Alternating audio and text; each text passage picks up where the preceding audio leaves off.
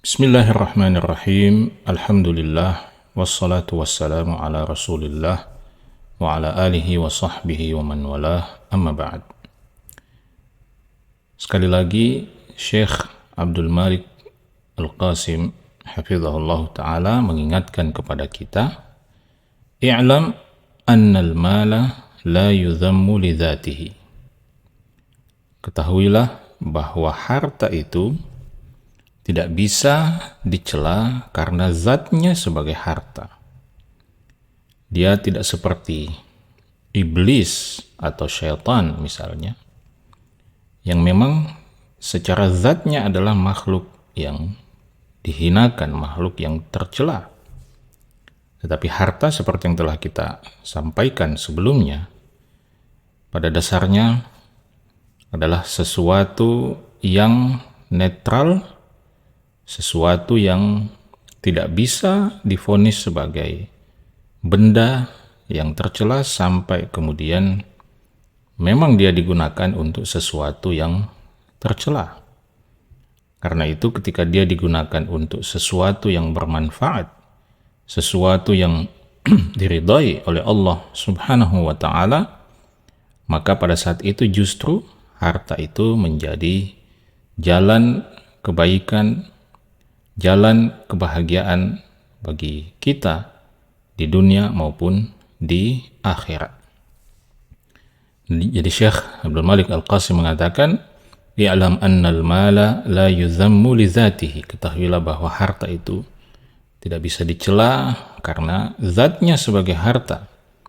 Bal yaqa'u dhammu li ma'nan minal adami. Tetapi harta itu kemudian menjadi sesuatu yang tercela, menjadi sesuatu yang dicela disebabkan oleh satu tindakan yang dilakukan oleh anak cucu Adam terhadap harta itu. Jadi harta itu menjadi tercela disebabkan adanya satu tindakan atau satu cara pandang dari kita, anak cucu Adam, terhadap harta itu sendiri. Nah, apa saja tindakan-tindakan atau perilaku-perilaku anak cucu Adam yang kemudian menyebabkan harta itu menjadi sesuatu yang tercela? Kata Syekh Abdul Malik Al-Qasim, وَذَلِكَ الْمَعْنَى إِمَّا لِشِدَّةِ حِرْصِهِ. Alasan harta itu kemudian menjadi sesuatu yang tercela, pertama karena lishiddati hirsihi, karena terlalu rakusnya, terlalu tamaknya kita, anak cucu Adam ini, terhadap harta itu, sehingga kita menjadikan harta itu sebagai obsesi utama, sebagai obsesi tertinggi dalam kehidupan kita. Yang lain menjadi korban obsesi-obsesi dan cita-cita yang lain, menjadi korban atas kerakusan dan ketamakan kita terhadap harta, sehingga ibadah kita menjadi terkorbankan, salat kita menjadi terkorbankan lantaran ketamakan kita mengejar harta atau mencari harta. Puasa Ramadan kita menjadi hancur karena itu. Keluarga kita pun menjadi terabaikan, anak-anak kita menjadi terlalaikan lantaran ketamakan kita menghabiskan seluruh waktu kita hanya untuk mengejar obsesi harta, obsesi kekayaan itu. Jadi bukan usaha kita untuk mencari harta, mencari nafkah itu yang kemudian menyebabkan harta itu tercela, tetapi kerakusan kita, ketamakan kita terhadap harta itulah yang kemudian membuat harta itu tercela bagi kita. Jadi itu yang pertama, lishiddati hirsihi, lantaran begitu besarnya ketamakan kita untuk mencari harta itu, itulah yang menyebabkan harta itu menjadi tercela bagi kita. Karena itu, kita selalu diingatkan bahwa carilah harta, kumpulkanlah dunia semaksimal kemampuan kita, tetapi jangan sampai kemudian itu melalaikan kita dari Allah Subhanahu wa ta'ala. Itu salah satu sifat hamba yang terpuji adalah hamba yang tidak terlalaikan oleh urusan bisnis mereka, urusan perdagangan mereka dari mengingat Allah Subhanahu wa ta'ala. Nah, karena itu disinilah pentingnya sahabat-sahabat, ikhwan dan akhwat sekalian, pentingnya kita meletakkan cara pandang yang benar, paradigma yang benar terhadap harta itu. Ketika kita melihat harta itu sebagai sebuah wasilah, sebagai sebuah sarana, media untuk menegakkan penghambaan kepada Allah Subhanahu wa ta'ala, maka di situ kita akan berusaha mencari harta, tetapi kita sadar bahwa harta itu bukan tujuan utama, bukan obsesi utama dalam kehidupan kita. Karena obsesi utama kita adalah bagaimana kita bisa menegakkan penghambaan kepada Allah agar kemudian kita selamat di dunia dan akhirat. Sama halnya ketika kita misalnya ingin berangkat ke satu tempat, ke satu kota misalnya. Obsesi utama kita adalah sampai ke tempat itu dengan selamat. Persoalan kita menggunakan kendaraan apa untuk ke sana, maka itu pilihan-pilihannya ada sangat banyak. Kita mungkin bisa menggunakan motor, bisa menggunakan mobil, kemudian mobil itu sendiri ada banyak sekali ya merek-mereknya ya. Mulai dari mobil yang sederhana, mobil yang menengah, mobil yang fasilitasnya mewah. Nah, sekarang apakah kita kemudian lebih fokus kepada menggunakan mobil apa daripada sampai kepada tujuan itu? Maka seorang mukmin dia tidak peduli apakah kemudian dia menggunakan kendaraan yang sederhana atau kendaraan yang menengah atau kendaraan yang mewah. Dia akan tetap fokus kepada tujuan utamanya. Mengenai kendaraan apa yang akan dia gunakan, maka itu dia serahkan kepada Allah Subhanahu wa ta'ala. Apa yang Allah karuniakan kepadanya, ia syukuri. Dan dia memanfaatkan menggunakan karunia Allah itu untuk sampai kepada tujuan utamanya, kepada obsesi dan cita-cita tertingginya, yaitu kehidupan akhirat. Karena itu ketika kita berbicara tentang mencari harta, di sini perlu kita ingatkan bahwa mencari harta itu tujuannya bukan untuk menjadi seorang manusia yang kaya raya, bukan.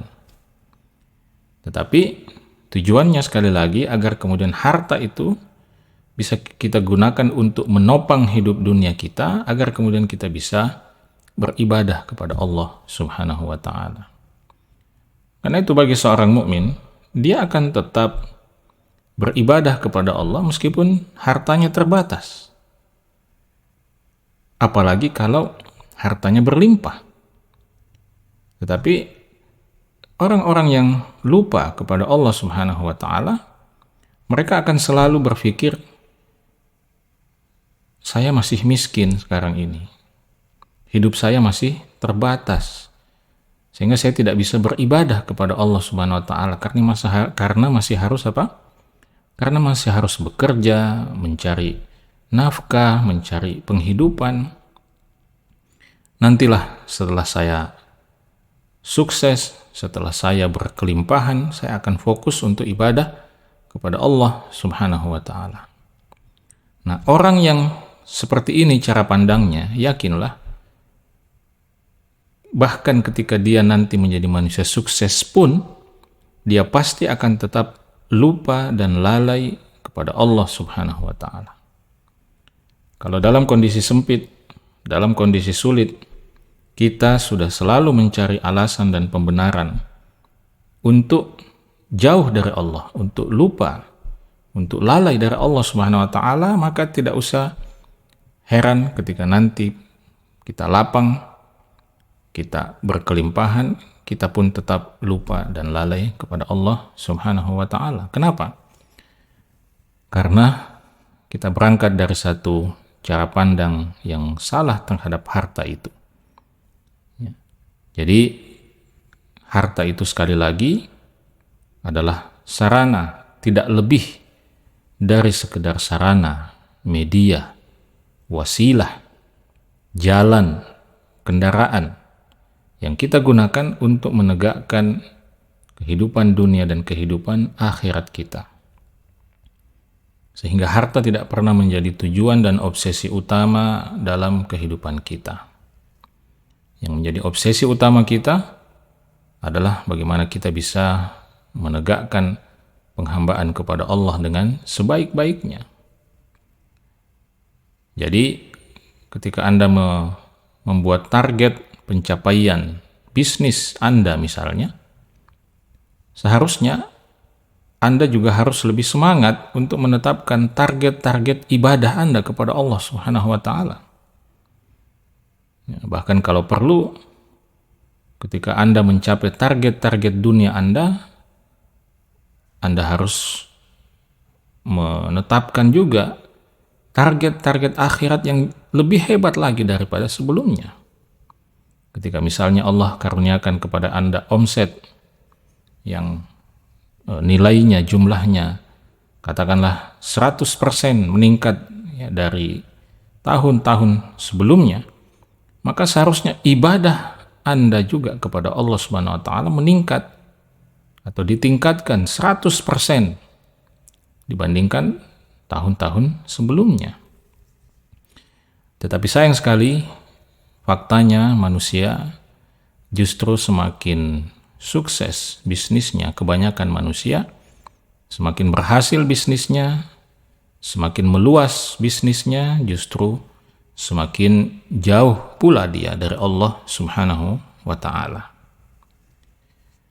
Nah, jadi itulah penyebab pertama kemudian mengapa harta itu menjadi tercela, disebabkan oleh apa?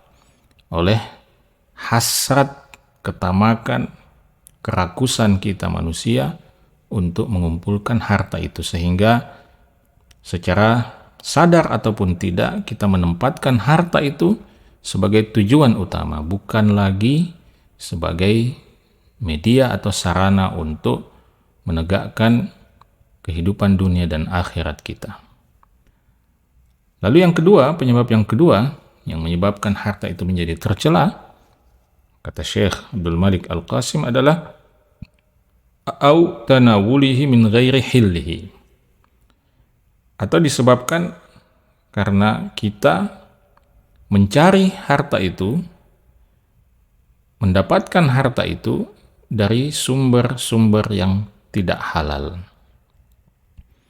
Nah, ini sangat logis terjadi, sangat mungkin terjadi ketika manusia menjadikan harta itu sebagai obsesi dan tujuan utamanya. Ketika itu sudah menjadi tujuan utama, maka sangat logis kemudian kita, manusia ini, akan menghalalkan segala cara untuk bisa mendapatkan harta sebanyak mungkin. Karena fokus kita adalah pada capaian harta itu. Maka tidak peduli awalnya barangkali satu atau dua aturan syariat yang kita langgar, tetapi setelah itu karena kita sudah terbiasa melonggarkan dan melanggar batasan-batasan syariat, maka selanjutnya kita semakin terbiasa untuk melanggar batasan-batasan itu. Maka itulah penyebab kedua yang menyebabkan harta itu menjadi sesuatu yang tercela, karena kita mengejarnya, mendapatkannya dari sumber yang tidak halal. Penyebab yang ketiga kata beliau adalah au habsihi an haqqihi.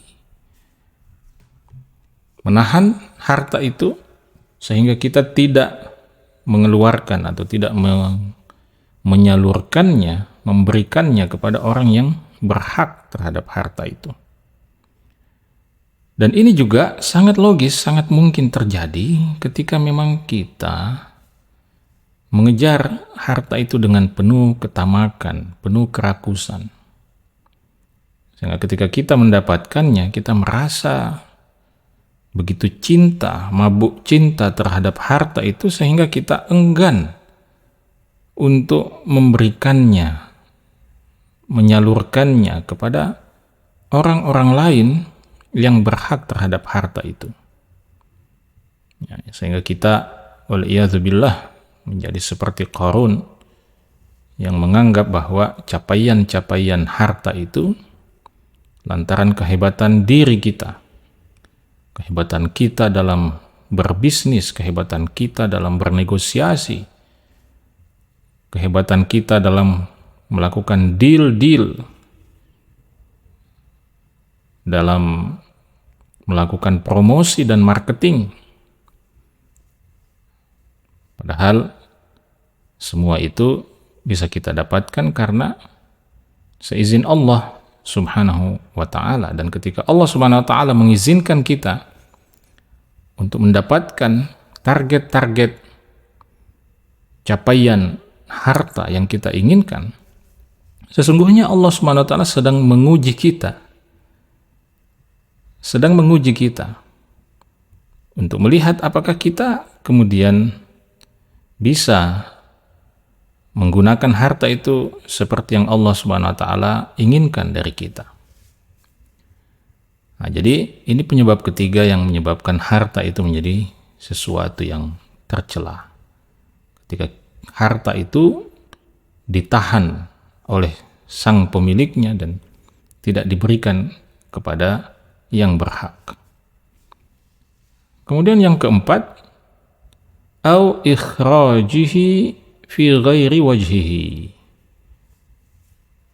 Nah, ini mungkin kebalikan ya dari penyebab yang ketiga. Jadi penyebab tercelanya harta yang keempat adalah ketika harta itu dikeluarkan, digunakan, dimanfaatkan tidak pada jalur yang seharusnya. Jadi Allah Subhanahu wa ta'ala memberikan kita harta agar kita semakin tekun beribadah kepada Allah, agar kita gunakan harta itu untuk membantu orang-orang yang membutuhkan.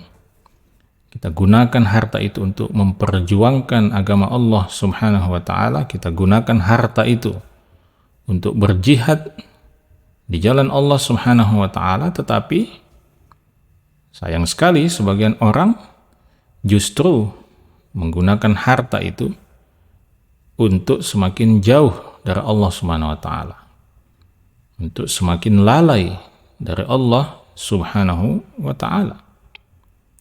Digunakan untuk maksiat, digunakan untuk memuaskan nafsu syahwatnya, digunakan untuk membiayai proyek-proyek kemaksiatan, digunakan untuk membiayai dan mendukung orang-orang yang memusuhi agama Allah Subhanahu wa ta'ala, orang-orang yang memusuhi hamba-hamba Allah yang beriman, yang ingin menegakkan ibadah, yang ingin menegakkan amar ma'ruf nahi mungkar.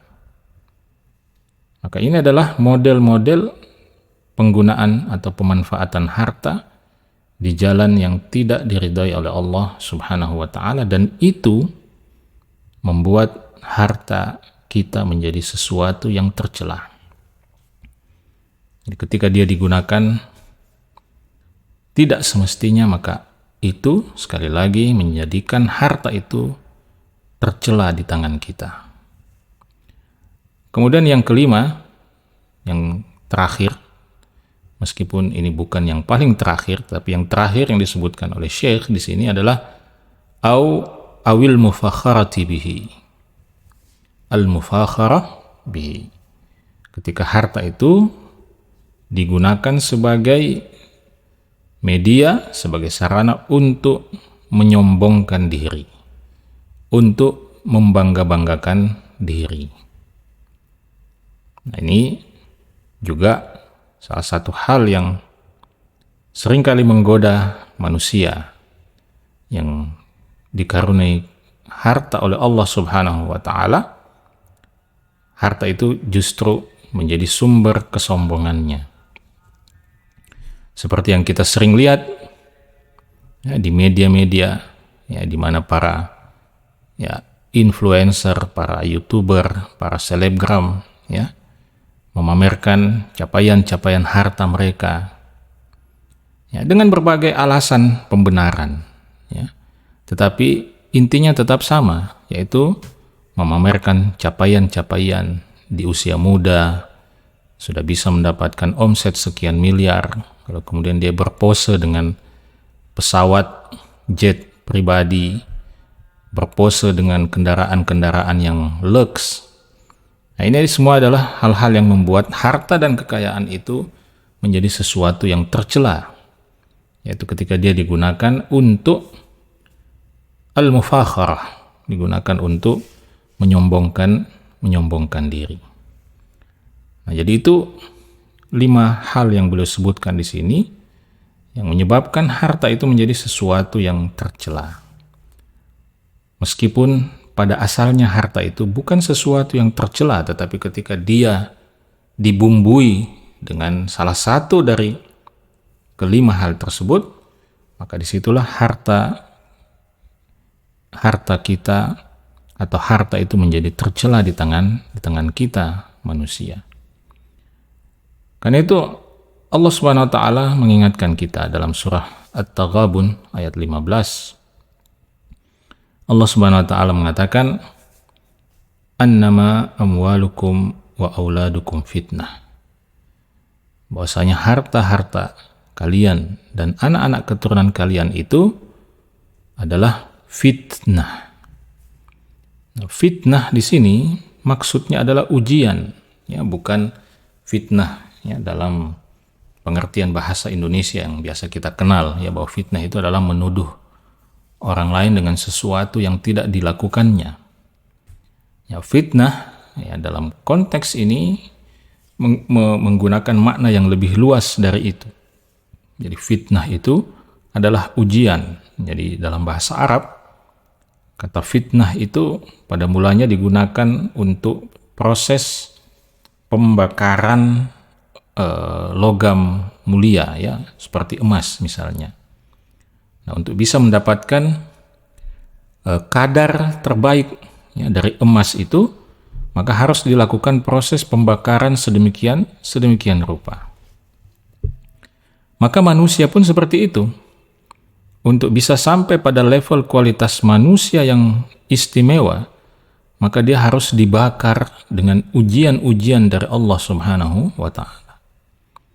Nah, siapa yang berhasil melewati ujian-ujian itu dengan penuh kesabaran, dengan penuh ketundukan kepada Allah Subhanahu wa Ta'ala, maka itulah yang menjadi manusia yang istimewa di sisi Allah Subhanahu wa Ta'ala.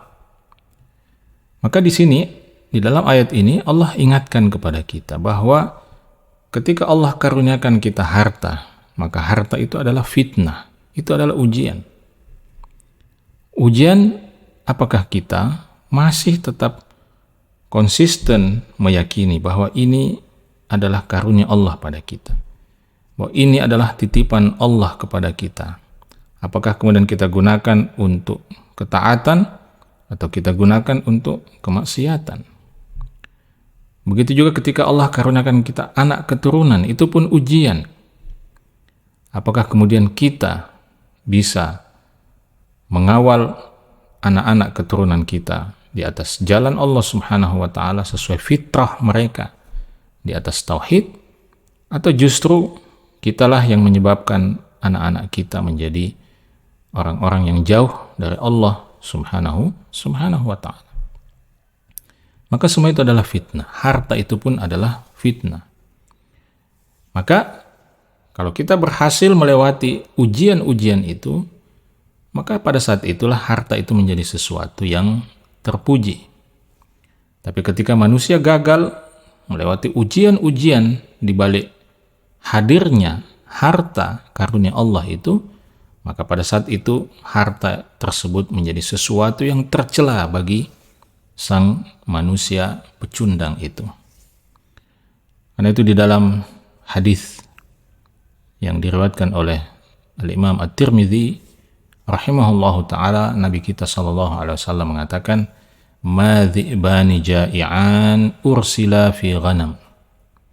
Kata beliau, tidaklah 2 ekor serigala yang lapar yang dilepaskan di tengah-tengah kawanan kambing, kawanan domba. Kita bisa bayangkan, kita sudah tahu bahwa serigala itu salah satu makanan favoritnya adalah daging, ya, termasuk di dalamnya daging domba. Tanpa kelaparan pun mungkin serigala itu akan menghabisi domba-domba itu. Lalu bagaimana ketika serigala itu dalam keadaan lapar? Tapi Nabi SAW mengatakan, tidaklah 2 ekor serigala yang lapar yang dilepaskan di tengah kawanan domba itu jauh lebih berbahaya. Ma dhi'bani ja'i'ani ursila fi ghanamin bi afsada laha min hirsil mar'i 'alal mali wasyarafi lidinihi. Jadi tidaklah 2 ekor serigala yang lapar yang dilepaskan di tengah kawanan domba itu jauh lebih berbahaya, jauh lebih merusak daripada ketamakan, kerakusan seorang manusia terhadap harta dan kehormatan yang merusak agamanya. Artinya,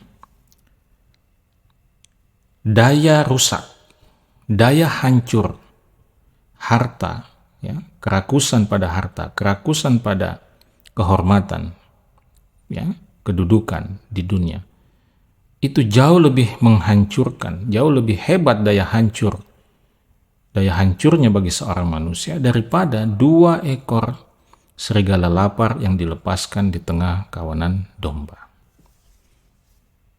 Nabi SAW menggambarkan betapa mengerikannya kerakusan pada harta, kerakusan kepada kedudukan itu, betapa menakutkannya daya hancur kerakusan itu bagi agama kita, dan itu jauh lebih hebat, jauh lebih menghancurkan daripada 2 ekor serigala yang dilepaskan di tengah kawanan domba. Nah, hadis ini adalah salah satu hadis yang sangat luar biasa. Ibnu Rajab Al-Hambali rahimahullahu taala, salah seorang ulama hadis besar yang banyak menulis karya-karya fenomenal dalam bidang hadis, ya, termasuk salah satunya kitab yang dianggap sebagai syarah atau penjelasan terbaik terhadap kitab Arba'in Nawawiyah, yaitu kitab Jami'ul Ulum wal Hikam. Nah, Al-Imam Ibnu Rajab Al-Hambali sendiri telah menulis satu kitab khusus, ya, yang menjelaskan atau mensyarah hadis ini, hadis Ma dhi'bani ja'i'an, hadis tentang 2 serigala yang lapar ini, ya. Dan kalau Anda punya kemampuan atau kesempatan, Anda bisa mencari kitab tersebut. Tapi poinnya bahwa di dalam hadis ini Nabi SAW mengingatkan kepada kita bahwa, sekali lagi, bukan harta itu sendiri yang menjadi sesuatu yang tercela, tetapi ketamakan kita, kerakusan kita kepada harta itu, itulah yang kemudian membuat dan mengubah harta itu yang tadinya bisa digunakan untuk kebaikan, tadinya bisa digunakan untuk kemaslahatan dunia dan akhirat, tetapi kemudian berubah menjadi sesuatu yang tercela disebabkan oleh kerakusan kita, disebabkan oleh penyikapan kita yang salah, yang keliru terhadap harta itu. Wallahu ta'ala a'lam. Kita cukupkan sampai di sini sahabat-sahabat, ikhwan dan akhwat. Sampai bertemu kembali dalam kesempatan yang lain. Assalamualaikum warahmatullahi wabarakatuh.